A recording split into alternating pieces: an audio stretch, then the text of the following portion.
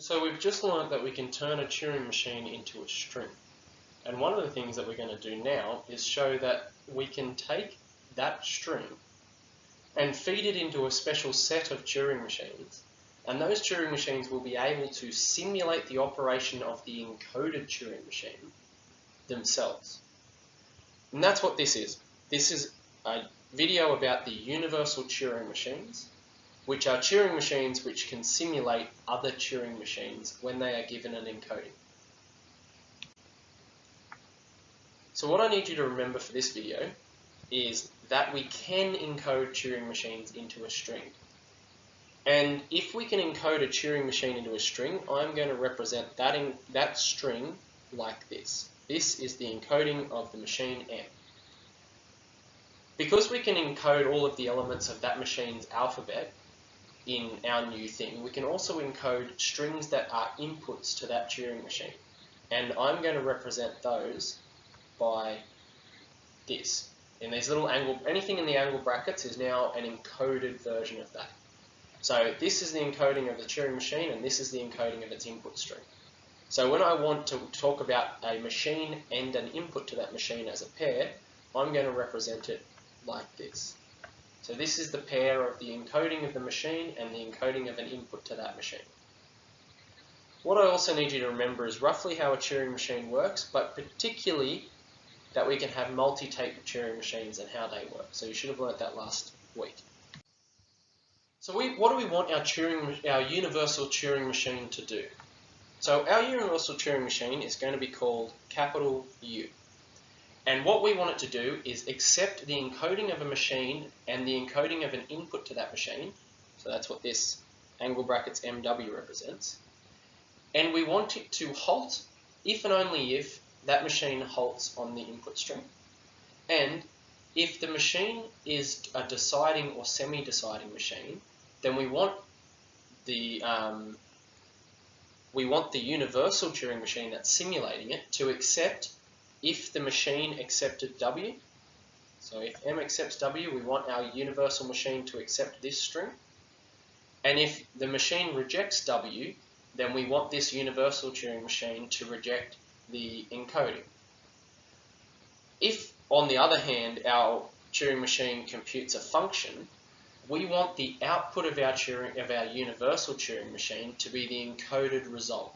So if our Turing machine would normally leave this value as a result, we want the Universal Turing Machine to leave the encoding of that value as its result when it is run on this. So the way our Turing machine is going to work is it's going to use 3 tapes. So when it starts, it is going to have the encoding of the machine and the input string on the tape, on the first tape. So that's how a multi-tape Turing machine always works. The first tape has the input and the rest of the tapes are blank. What the other 2 tapes are going to be used for is this tape is going to be used as a representation of the machine. This tape is going to be used to represent the current state, so the encoding of the current state, and the original tape is going to be used as the machine's tape. So the machine itself will have a tape, and that's what this bottom tape is going to be used to represent. So it's going to be the working space. And I'll show roughly how that works down here. So the first thing our Turing machine does is it has the encoding of our machine and the input string down here. So it knows how to read Turing machine strings, and it goes through and it copies the encoding of the machine up to this tape. And it figures out whatever the start state is, because the start state will be the state that is labeled as 0, and it copies that onto the state tape. So this is the state tape, this is the encoding of M tape. So this tape never gets modified again, and then it leaves finally on the bottom, it wipes everything else out, and it just leaves the encoding of the input string.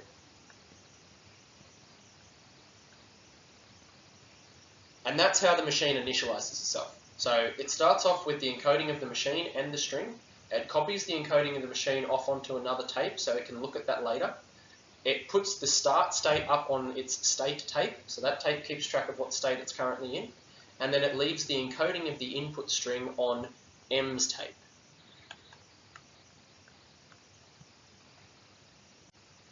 And the way the machine works from then on is very simple. So it now has the encoding of M on one tape, the current state on another tape, and the encoding of the input string on the bottom state. And it simply looks at the parts that represent the first input in W. So this is going to be something like maybe A00 is sitting there. Then it scans through the definition of M to find a transition that matches this encoded input and the current state.